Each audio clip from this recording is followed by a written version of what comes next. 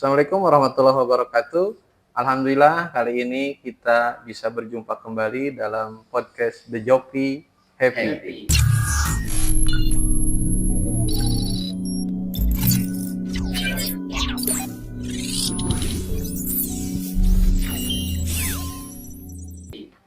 Perkenalkan, kami dari BKK SMK Negeri 1 Bojong Picung bersama Bapak Ketua BKK-nya. Namanya siapa, Pak? Pak Hendianto Setiawan. Alhamdulillah saya selaku staf BKK bersama Pak Dian juga sama. Alhamdulillah hari ini kita kedatangan alumni yang sangat luar biasa. Yang pertama ini yang bekerja Jepang, yang kedua adalah yang alumni yang sedang kuliah di Unpad. Boleh tahu namanya siapa? Sebelumnya perkenalkan, nama saya Kamal Agustian. Iya. Saya alumni dari SMK Negeri 1 Bojong Picung. Saya angkatan 2022. Jurusan Pertanian. Pertanian. Ya. Perkenalkan, nama saya Ricky Risman. Saya dari angkatan 2022 dan asal jurusan saya di SMK yaitu ATPH Agribisnis Tanaman Pangan dan Hortikultura. Kuliah di mana? Sekarang kuliah di Universitas Padjadjaran atau bisa disingkat Unpad. Jurusan agroteknologi. Oke, luar biasa. Ya. Baik, Pak Ketua BKK, mungkin ada yang mau ditanyakan sama alumni-alumni kita yang sudah sukses nih? Siap. Alhamdulillah, namanya Pak Kamal ya? Iya, betul. Kamal. Kenapa kamu pilih Jepang, kerja di Jepang? Sebelumnya sih saya tuh sebelum berangkat ke Jepang, keinginan saya ke Jepang tuh pertama karena Jepang itu adalah negara yang paling aman. Dan Jepang juga termasuk negara yang paling orang lain impi-impikan, termasuk saya, seperti itu, Pak. Makanya tujuan saya ke Jepang yaitu untuk mendapatkan ketenangan dan kenyamanan, seperti itu. Kalau pekerjaan di sana apa sih? Untuk pekerjaan saya di Jepang yaitu pengolahan makanan di bidang pengolahan makanan dan perangkat. Dan untuk pekerjaannya seperti membuat makanan yang siap saji seperti bento. Kalau istilah bento itu kalau di tempat itu kayak makanan kotak kayak gitu. Tapi khusus Jepang kayak gitu. Jadi temanya itu kayak Jepang, kayak sushi di dalamnya itu, dan makanan-makanan manis lainnya seperti onigiri juga. Terus kebetulan kita juga sekarang ada kelas Jepang ya Pak Sensei ya. Mungkin budayanya di Jepang dengan di kita bedanya itu apa? Untuk budayanya sih lebih ke disiplin ya Pak. Kalau menurut saya, kalau di Jepang itu mungkinlah di Indonesia juga termasuk orang-orangnya disiplin, tapi tidak seperti Jepang. Kalau Jepang itu emang terstruktur banget gitu kalau disiplin itu. Contoh kecilnya dalam masalah waktu. Nah, seperti contohnya ya, kita bekerja dari jam 8 sampai jam 5 sore. Nah, ketika kita berangkat ke perusahaan, jam 8 itu kan waktunya, tapi sebelum jam 8 kita harus ada di sana. Jadi ada istilah katanya tuh gopume 5 menit sebelum janji itu bekerja kayak gitu. Kita dulu juga pernah ya Pak ya, sebelum toko buka, pekerja itu harus ada di tempat lokasi. Ya. Terus untuk adaptasinya, kalau cuaca kan mungkin beda ya. Cuaca di sana dingin, panas. Itu pertanyaan yang bagus sih Pak. Pertama-kali waktu saya datang ke Jepang ya, untuk beradaptasi dengan cuaca sangat susah sekali. Pertama kan kalau di Indonesia kan cuma ada 2 musim ya, musim panas sama musim hujan kan. Kalau di Jepang itu ada 4, musim gugur, musim semi, musim dingin, dan musim panas. Nah, pertama kali saya datang ke sana pas datang musim gugur. Nah, setelah musim gugur barulah musim panas. Pak. Jadi yang saya rasakan ya, setiap orang berbeda-beda dalam merasakannya gitu. Kalau menurut saya di Jepang itu musim panasnya itu, kalau panasnya seperti di gurun pasir, ekstrim banget. Nah, kalau seandainya dinginnya kayak di Kutub Utara, dingin banget. Makanya kalau ada istilah tuh, kalau di Indonesia itu puncak itu paling dingin ya, ataupun kota Bandung paling dingin, tapi tidak sedingin di Jepang. Sama panasnya itu sebegitu juga dengan panas. Kalau panas kan kalau di Arab Saudi itu panas banget ya, sampai minus berapa derajat Celcius gitu Pak. Begitu pula kalau di Jepang musim panas itu panas banget Pak. Sampai-sampai ada yang meninggal karena kepanasan, waktu itu pernah ada kasus kayak gitu. Gitu. Ya. Penyesuaiannya Penyesuaiannya emang benar-benar ini banget di tempat, soalnya 1 bulan kalau saya menyesuaikan diri saya selama di Jepang itu selama 2 bulan baru bisa menyesuaikan Pak. Soalnya nggak bisa banget. Oke, makasih Pak Henry. Nah, sekarang ada nih rekan kita juga Pak Dian Sensen yang kebetulan ini juga alumni Jepang nih. Gimana Sensei? Ada yang mau ditanyakan ke anak-anak yang kita banggakan ini? Mangga, silahkan. Kalau sensei biasanya ngomongnya pakai bahasa Jepang. Oh iya, benar. iya, Sensei pakai Jepang. Benar, tanyanya pakai bahasa Jepang. Benar atau enggak gitu bahwa ini alumni Jepang gitu. Sok mangga, silahkan Sensei. カマこんにちは。こんにちは先生。元気ですか？あ、元気です。先生も元気ですか？はい、私も元気であ、す。カマはいつインドネシアに帰国しましたか？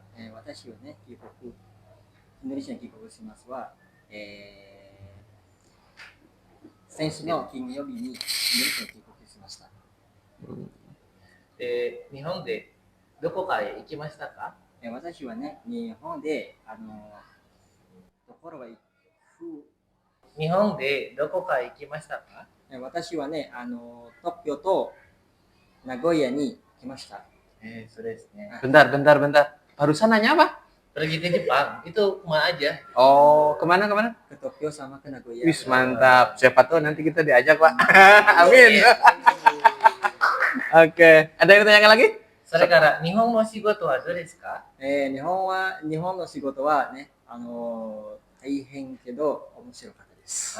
そうですね。 Mantap. Yes. Jadi gimana pekerjaannya di Jepang? Heeh. Ternyata pekerjaan di Jepang itu 大変itu jadi sulit, merepotkan tapi menyenangkan. Gimana nggak mau menyenangkan ya, Pak? Gajinya gede. Gajinya Berapa? Boleh di-spill gaji. gitu. Atau misalkan kan kalau di sini bulanan atau di sana per bulan atau hitungan jam itu gimana? Buat di sana itu kan hitungan jam ya. Kalau hitungan jam di tempat kerja saya itu 1 jamnya tuh sekitar 1000 yen, ya? 1000 yen. 1.000 yen itu per 1000 yen per jam. Per Kalau di jam. rupiah sekitar 100.000 per jamnya tuh. oh 100.000. Satu hari 8 jam. Jam berapa? 800.000. Dikali sebulan. Kali sebulan. Ya? Hitung aja sendiri. Itu sendirian. Betah? Betah sih Pak. Kenapa Soalnya- pulang? Karena ada keperluan makanya saya pulang. Oh iya, teman-teman, kebetulan Kamal juga saya dapat informasi selain Kamal itu bekerja di Jepang 3 tahun ke belakang, dia juga sambil kuliah katanya. Jadi kuliah di mana? Kalau saya ngambil kuliah sambil bekerja itu di universitas terbuka lah ya luar negeri Jepang. Oh. Yang posisinya ada di Tokyo kayak gitu Pak. Oh gitu, UT berarti ya. Itu online. Online. Itu kan pembagian kan nih kerja nih, Jepang udah tadi sistemnya yang sangat ketat. Nih, setelah bekerja terus ada tugas itu gimana cara ngebaginya? Kalau buat saya pribadi ya Pak, saya itu kan bekerja dari pagi sampai sore nih, 8 jam dari jam 9 sampai jam 5 nih. Nah, terus untuk mengerjakan tugas kuliah, karena kan saya itu ngambilnya pur online, jadi saya itu mengerjakan tugas kuliah itu setelah saya pulang bekerja. Seperti itu Pak. Jadi Tapi bisa. bisa. Oh gitu. Selagi kita ada Oke. kemauan dan kita ada kesempatan buat ngerjain tugas itu bisa Pak. Mantap Pak Henry gitu. Gas Jepang, gas. Siap. Makasih nih informasinya, ternyata teman-teman selain kita bisa bekerja, kita juga bisa sambil kuliah. Ini contohnya gitu, tapi dengan resiko capek berarti ya.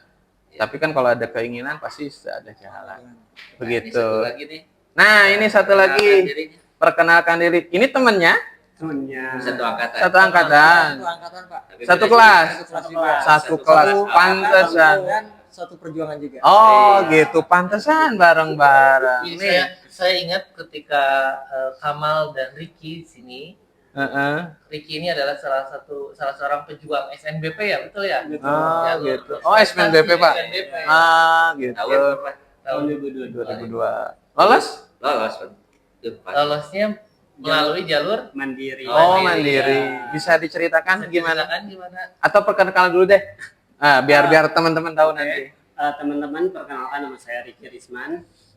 Sekarang saya sedang menempuh pendidikan di Universitas Pajajaran dan sekarang sudah semester 8. Mau lulus? Alhamdulillah. Lagi nyusun Bapak. Lagi nyusun. Iya. Kita doakan mudah-mudahan lancar ya. Amin. Gitu. Gimana tadi kembali ke proses bisa masuk ke Unpad? Katanya beasiswa. Iya. Ya. Oh, betul, gitu. beasiswa. Gimana itu? Gimana? Jadi emang dari awal udah diarahin juga sama BKK untuk ikut SNBP, SNBT dan ya. Mandiri, dan alhamdulillahnya keterimanya lewat Mandiri gitu. Oh, Dan alhamdulillahnya juga di Mandiri ini tuh saya tuh di cover sama beasiswa full. Jadi Mantap. biaya Ya, kuliah kuliah. sama biaya hidup itu dikasih. Melalui jalur KIPK. Iya. Oh, ada yang seperti itu. Seperti itu. Kita arahkan dari awal sebelum lulus harus membuat akun KIPK. Iya, betul.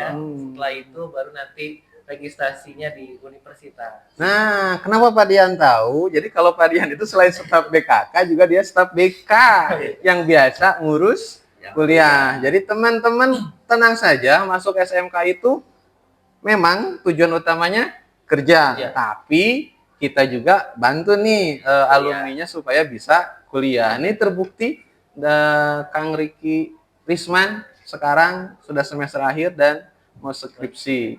Ya, mangga Pak Henry nanya lagi. Ya, siap untuk Kamal. Oleh lagi.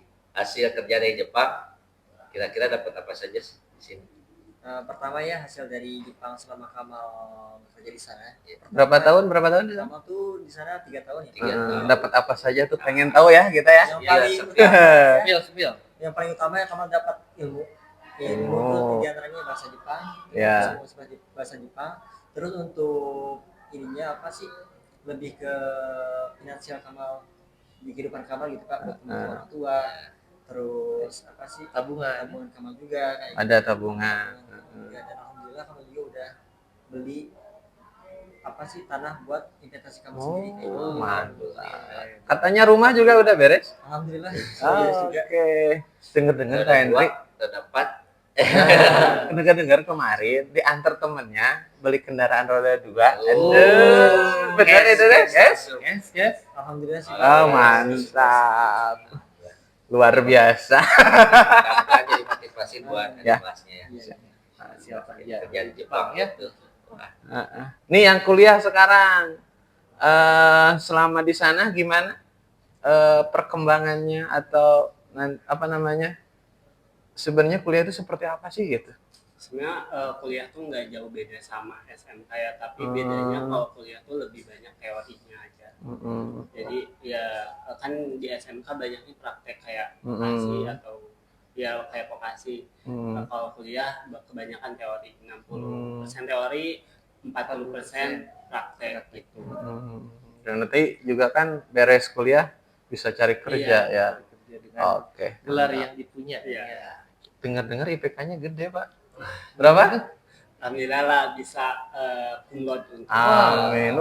Mantap. Ini patut dicontoh nih. Contoh Gitu ya. Mantap. Gitu. Jadi yang kuliah ada prestasi, yang Jepang juga ada prestasi. Dan terima kasih juga nih Bapak-bapak sudah bantu anak-anak kita untuk membanggakan, baik untuk dirinya, orang tuanya maupun sekolah kita terutama ya.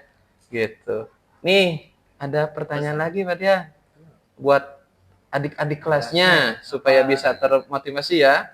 Apa Ya. motivasi atau kiat untuk adik kelasnya supaya nantinya setelah lulus bisa seperti Kamal maupun Ricky.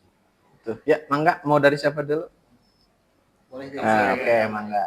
Oke, untuk motivasi saya kepada adik-adik yang sekarang sedang berjuang ya, untuk kedepannya, pesan-pesan dari saya cuma satu sih Pak, nggak banyak ya. Tiada yang sulit bagi yang mau. Oke, tiada yang sulit bagi yang mau. Mantap. Tiada yang sulit bagi yang mau. Jadi untuk keterangannya itu pepatah dari bapak saya dulu ya Pak. Oh. Sampai sekarang saya terapkan gitu. Tiada yang sulit bagi yang mau. Apabila kalian ingin menginginkan sesuatu, itu tuh tidak sulit apabila kita ada kemauan Ya. dan kita ada ikhtiar untuk menggapai sesuatu itu dengan keinginan kita, insya Allah itu bisa Pak, dengan ikhtiar dan doa. Doa dari orang tua ya. Iki, Kalau dari saya sendiri untuk adik-adik jangan lupa tentuin tujuan hidup kalian mau kemana. Kalau mau kuliah fokus kepada kuliahnya mau di mana, mau jurusan apa, itu yang paling penting. Tentukan tujuan hidup kalian dari sekarang. oke, mantap. Mungkin ada yang disampaikan buat para guru-guru yang ada di sini, kepala sekolah. Terima kasih. ucapan terima kasih atau bagaimana? Mangga silahkan. Oke. Dari saya terlebih dahulu, sebelumnya saya berterima kasih kepada keluarga besar SMK Negeri 1 Bojong Picung, kepada Pak Dian, Pak Epi, dan Pak Henry udah membersamai kami selama di SMK Negeri 1 Bojong Picung ini, dan kita sendiri sampai bisa ke kuliah ke Unpad, terus ada yang ke Jepang juga. Aman?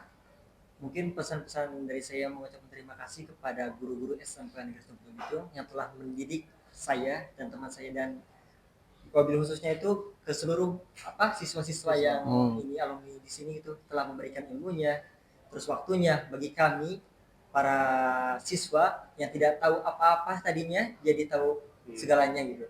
Dari ya wabil khusus yang contohnya di sini saya bisa ada di sini tuh karena ada bantuan dari guru-guru di sini, termasuk Pak Epi, Pak Dian CC sama Pak Epi. Oke, terima kasih. Banyak terima kasih kepada guru-guru di sini. Tanpa kalian saya tidak jadi apa-apa sampai sekarang. Mungkin mudah-mudahan kedepannya lebih sukses lagi. Amin ya Allah ya Rabbal Alamin. Itu saja mungkin bapak-bapak sekalian dan alumni sekalian. Hari ini alhamdulillah kita kedatangan alumni yang sangat menginspirasi. Semoga nanti siapapun, khususnya mungkin untuk siswa SMK Negeri 1 Bojong Picung, kalau misalkan kalian ingin seperti kakak-kakak kelas kalian yang seperti ini, silahkan nanti bisa menghubungi kami di BKK SMK Negeri 1 Bojong Picung. Kalau yang mau bekerja, kalau yang mau kuliah, nanti juga ada dibantu Pak Dian Sensei, kebetulan juga beliau di BK.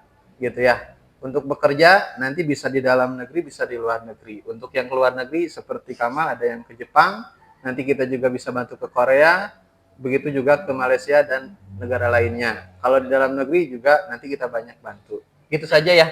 Terima kasih Bapak-bapak dan alumni sekalian. Mudah-mudahan kita diberikan kesehatan, nanti bisa silaturahmi di lain waktu. Terima kasih semuanya. Wabillahi taufiq wal hidayah. Assalamualaikum warahmatullahi wabarakatuh.